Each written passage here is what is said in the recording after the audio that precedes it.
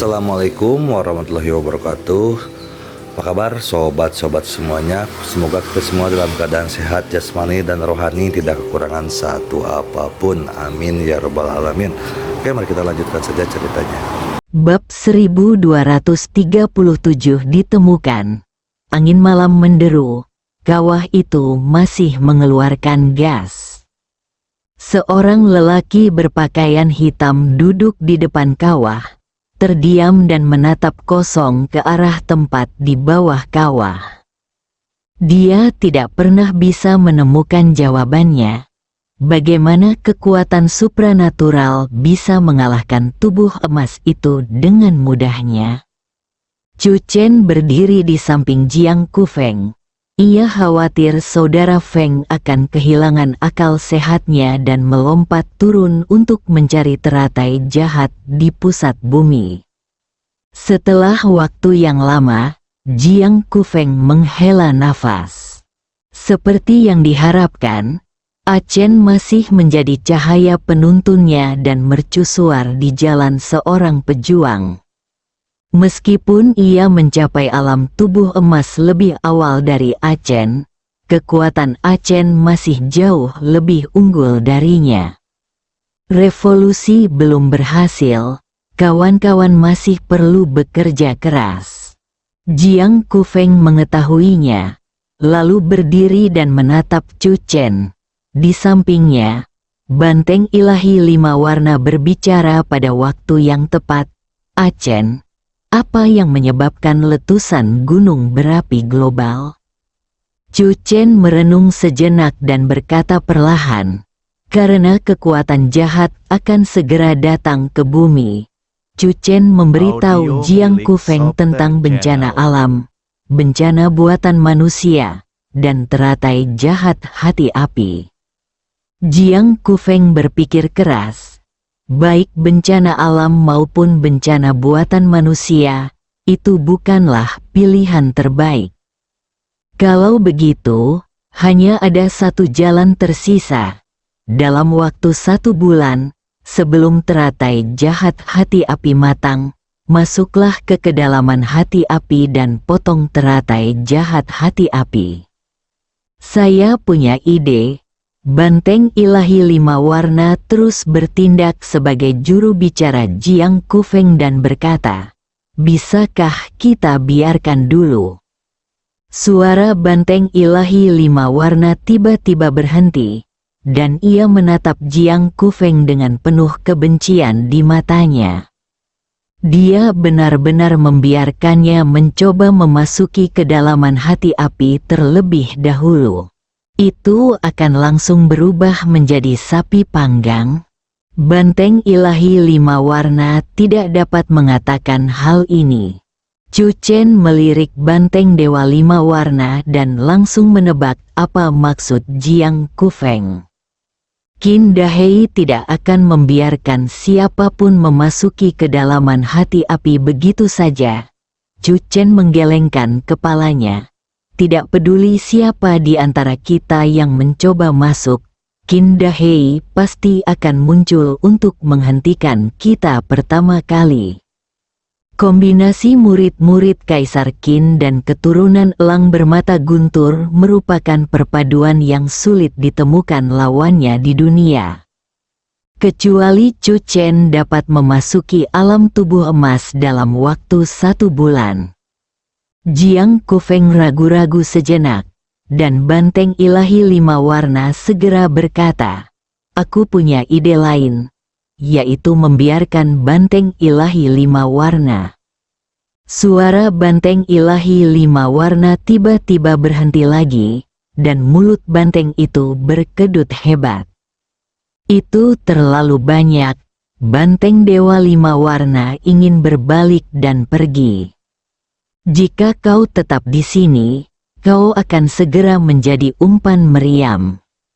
Chu Chen berpikir sejenak dan berkata, tidak perlu terburu-buru untuk masalah ini. Sebulan tidak terlalu lama, tetapi tidak terlalu singkat. Mungkin keadaan akan membaik besok pagi. Chu Chen dan istrinya, Jiang Kufeng dan Banteng Ilahi 5 warna, kemudian datang ke hotel terdekat dengan gugusan gunung berapi Wudalianci dan menginap di sana. Semua staf di hotel telah dievakuasi. Suasananya sangat sepi. Chu Chen berdiri di depan jendela dari lantai sampai ke langit-langit, menatap ke kejauhan. Malam ini pasti akan menjadi malam tanpa tidur. Song Yan mengerti apa yang dipikirkan Chu Chen, jadi dia datang ke sisi Chu Chen dan dengan lembut memegang lengannya.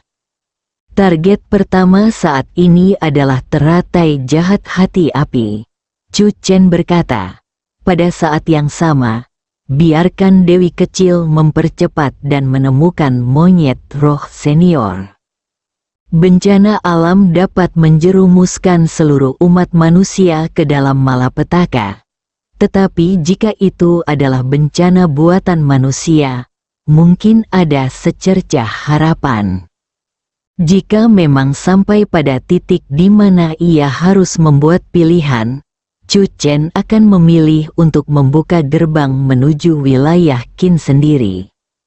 Jika hal ini akan mendatangkan malapetaka bagi umat manusia di era baru, maka dia akan memulainya sendiri dan memikul tanggung jawabnya sendiri.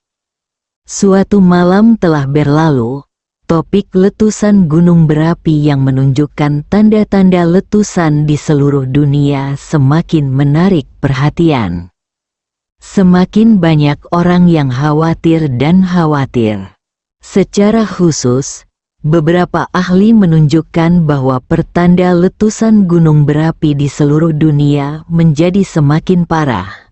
Mungkin tidak memakan waktu 3 bulan bagi gunung berapi di seluruh dunia untuk meletus sepenuhnya. Hari esok dan kecelakaan adalah topik abadi. Ini adalah bencana bagi seluruh umat manusia. Saya memiliki patung pahlawan Tiongkok Chu yang diabadikan di rumah saya. Namun, dari awal hingga akhir, tidak ada pejabat di dunia yang berbicara positif tentang insiden gunung berapi tersebut, dan pahlawan Tiongkok Chu juga tidak melakukan tindakan apapun. Suasana panik menyebar setiap detik. Wudalianci, sebuah perahu berlayar lewat. Wajah gadis muda itu cerah dan dia tersenyum. Dia merasa menyesal di kehidupan ini. Tetapi saat meninggalkan kehidupan ini, dia merasa bahagia. Anak laki-laki itu memeluk erat gadis itu dalam pelukannya, matanya merah. Jangan menangis. Suara gadis itu lembut. Ini adalah momen kita yang paling bahagia. Aku tidak ingin menangis. Anak lelaki itu mengangkat kepalanya dan membiarkan air matanya mengalir kembali. Tak jauh dari situ, sebuah rakit bambu bergoyang pelan.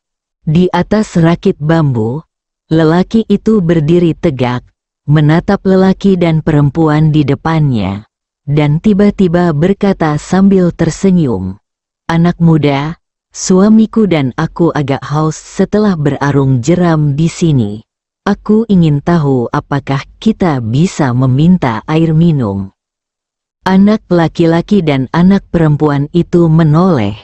Gadis itu berkata dengan lembut, "Ambilkan air untuk saudara-saudari di seberang jalan."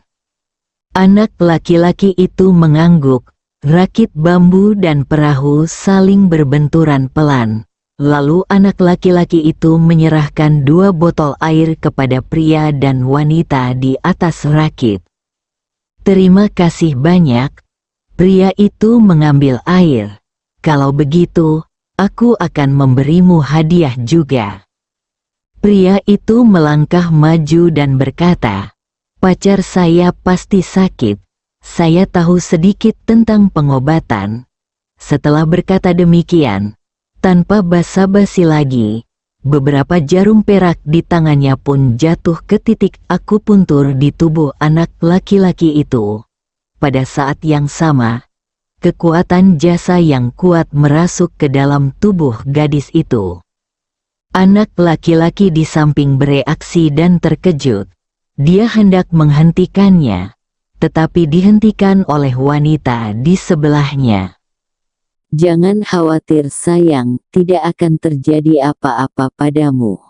Setelah beberapa perawatan, pria itu melompat kembali. Anak laki-laki itu buru-buru memeluk gadis itu. Wajah gadis itu berangsur-angsur kembali berwarna. Aku merasa aku menjadi jauh lebih baik. Gadis itu tidak dapat mempercayainya. Keduanya tiba-tiba menoleh dan melihat bahwa pria dan wanita di atas rakit bambu itu telah menghilang tanpa jejak. Apakah peri dari surga yang turun ke bumi dan menyelamatkanku? Gadis itu bergumam. Anak laki-laki itu berlutut dan bersujud kepada rakit bambu. Terima kasih, peri. Terima kasih, peri. Para pemuda dan pemudi saling berpelukan erat, jauh sekali. Tuan dan Nyonya Chu Chen berpegangan tangan, menyaksikan pemandangan ini, dan saling tersenyum. Pada saat ini, Chu Chen merasa bahwa kekuatan jasanya tampaknya telah meningkat sedikit. Ini juga bagian dari berbuat baik dan mengumpulkan kebajikan. Ponsel Song Yan tiba-tiba berdering. Itu panggilan dari Dewi kecil. Song Yan segera menjawabnya. Kakek Yan Yan, aku menemukan kakek monyet. Suara Dewi kecil terdengar gembira di ujung telepon. Aku tidak membuat kakek monyet khawatir. Cepatlah kemari. Mendengar ini, Song Yan juga sangat senang ketemu. Setelah Chu Chen mendengar ini, dia langsung berkata dengan tegas, kita akan segera pergi ke sana. Apapun yang terjadi, mari kita pasang lampu ilahi Guiksu terlebih dahulu dengan api asal sehingga dapat dinyalakan kapan saja saat dibutuhkan. Di malam hari, Tuan dan Nyonya Chu Chen telah tiba di desa nelayan kecil. Di depan gubuk bobrok itu, seekor burung mengembangkan sayapnya dan terbang masuk. Bab 1238 Kami tidak takut padanya di dalam gubuk. Lelaki tua bungkuk itu tiba-tiba duduk tegak, menatap Dewi kecil itu dengan mata bagai kilat. Sang Dewi kecil mengembangkan sayapnya, melayang di depan lelaki tua itu, dan berkata, kakek monyet. Tubuh monyet itu tiba-tiba bergetar, dan dia menatap Dewi kecil itu dengan tak percaya. Dewi kecil, kamu telah memasuki alam tubuh emas.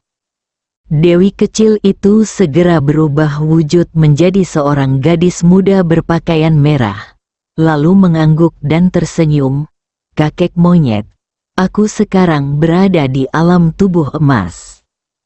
Oke, monyet itu mengangguk penuh semangat, dan matanya tiba-tiba melihat ke arah pintu. Dia merasakan seseorang datang, itu Suster Yan Yan dan pria jahat itu, kata Dewi kecil itu. Chu Chen dan Song Yan. Wajah monyet itu mau tidak mau berubah beberapa kali. Merasa malu, dia merasa malu menghadapi mereka berdua. Tetapi saat ini, keduanya sudah tiba di luar pintu, dan terdengar ketukan di pintu. Setelah beberapa saat, monyet itu hanya bisa mendesah dan berdiri. Biar aku yang membuka pintunya. Dewi kecil itu berlari mendekat dan membukakan pintu. Chu Chen dan Song Yan masuk. Kakek monyet, kata Song Yan. Chu Chen juga membungkuk pada Keraroh senior. Pada saat yang sama, Chu Chen melirik ke sekeliling rumah tanpa meninggalkan jejak. Siapa yang menyangka bahwa roh monyet senior benar-benar tinggal menyendiri di sebuah desa nelayan kecil di tepi laut, kalau bukan karena kemampuan persepsi khusus burung kecil bodoh itu, akan sangat sulit untuk mengetahui bahwa seorang lelaki tua kesepian di desa nelayan kecil di tepi laut adalah inkarnasi dari monyet Huangsan. Monyet itu menatap mereka berdua. Matanya berkaca-kaca dan dipenuhi rasa malu. Aku turut berduka cita atas kehilangan kalian. Meskipun pertempuran di desa Jiaozai telah berlalu lama, namun hal itu masih menjadi duri dalam hati si monyet. Dia menyerahkan jimat Tianzu dengan tangannya sendiri, tetapi akhirnya gagal memenuhi janjinya.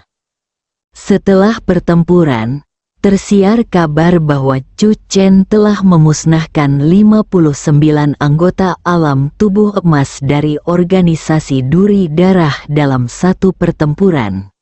Apa yang dilihat oleh kera roh itu bukanlah catatan kejayaan Chu Chen, tetapi dia dapat membayangkan betapa tragisnya pertempuran malam itu. Jarang sekali monyet roh senior bisa lolos tanpa cedera saat berhadapan dengan murid-murid Kaisar Qin dan elang bermata guntur. Bagaimana mungkin dia mengecewakan kita? Chu Chen berkata. Setelah malam itu, kami juga pergi ke puncak singa. Tetapi setelah melacak mereka sampai ke tepi laut, kami tidak dapat lagi menemukan jejak monyet roh senior. Tubuh monyet itu tak kuasa menahan gemetar hebat. Benar saja, dia tidak bisa pergi mendukung Chu Chen karena murid-murid Kaisar Qin dan elang bermata guntur. Di antara para prajurit saat itu, hanya murid-murid Kaisar Qin dan elang bermata guntur yang mampu menghentikannya. Namun sayang, peluang itu hanya satu dari sejuta yang terjadi. Namun monyet itu tidak pernah bermaksud menjelaskan hal ini kepada Chu Chen. Karena tidak ada penjelasan yang dapat menyembunyikan fakta bahwa dia mengingkari janjinya. Dia gagal tiba tepat waktu ketika jimat Tianzu hancur. Namun, yang tidak dapat dibayangkan oleh monyet itu adalah bahwa Chu Chen akan mengambil inisiatif untuk mengucapkan kalimat seperti itu ketika mereka bertemu. Kakek Ling Hou, masalah ini sudah berlalu. Song Yan berkata, tugas paling mendesak sekarang adalah menyelesaikan masalah kekuatan sihir api merah sehingga kakek Ling Hou dan Nona Mingzu benar-benar dapat bersatu kembali. Setelah kata-kata itu terucap, tubuh monyet itu seperti disambar petir, dan tiba-tiba menatap Chu Chen. Ada desas-desus di luar bahwa lampu ilahi Guixu ada di tanganmu. Benarkah? Chu Chen telah mengeluarkan lampu ilahi Guixu di tangannya. Mata monyet itu membara. Nafasnya semakin cepat. Telapak tangannya dibuka paksa. Lalu tiba-tiba mengepalkan tangannya. Benda di hadapannya ini dapat mengakhiri hari-hari sepinya yang telah berlangsung lebih dari 2000 tahun. Monyet itu sangat bersemangat. Namun, setelah beberapa saat monyet itu menarik napas dalam-dalam ketika aku mengetahui bahwa lampu ilahi Guixu jatuh ke tangan Qin Chengtian. Aku telah menghabiskan banyak uang dan bahkan berjanji kepadanya bahwa jika dia dapat memecahkan masalah kekuatan ilahi api merah pada mutiara, aku akan bersedia mengikutinya dan melayaninya selama 100 tahun. Chu Chen tertegun. Dia merasa sedikit terkejut dengan nama Qin Chengtian. Namun, Chu Chen tidak bertanya lebih lanjut. Banyak orang memiliki beberapa nama. Saudara Feng selalu memanggilnya Achen. Ketika aku bertarung sengit dengan elang bermata petir, Qin Chengtian tiba-tiba menyerang dan membuatku dalam situasi yang sulit. Saat itu, Mingzu bergegas keluar tanpa peduli apapun. Monyet itu melihat ke arah monumen Nuba yang diletakkan di samping dan berkata perlahan. Ketika Qin Chengtian menggunakan lampu ilahi Guixu untuk dengan mudah mengusir Mingzu, aku menemukan bahwa lampu ilahi Guixu tampaknya menyerap asal api merah sebelum sempat dinyalakan. Aku juga memahami niat sebenarnya Qin Chengtian. Bahkan jika aku tidak mencarinya, Qin Chengtian akan datang mencariku untuk menyalakan lampu ilahi Guixu. Saya berhasil melarikan diri bersama Mingzu dan tinggal di desa nelayan kecil ini sejak saat itu. Chu Chen, tatapan mata monyet itu bertemu dengan tatapan mata Chu Chen. Sebelum kekuatan keseluruhan dunia prajurit di era baru dapat bersaing dengan orang-orang kuat di alam kesengsaraan, gerbang ke alam Qin tidak boleh dibuka. Namun, Qin Chengtian jelas ingin membuka gerbang ke alam Qin dengan cepat. Jadi lampu ilahi Guixu tidak boleh menyerap asal api merah. Mungkin Qin Chengtian memberikan lampu ilahi Guixu kepadamu untuk mendapatkan asal api merah melalui dirimu. Dia ingin mendapatkan asal muasal api merah.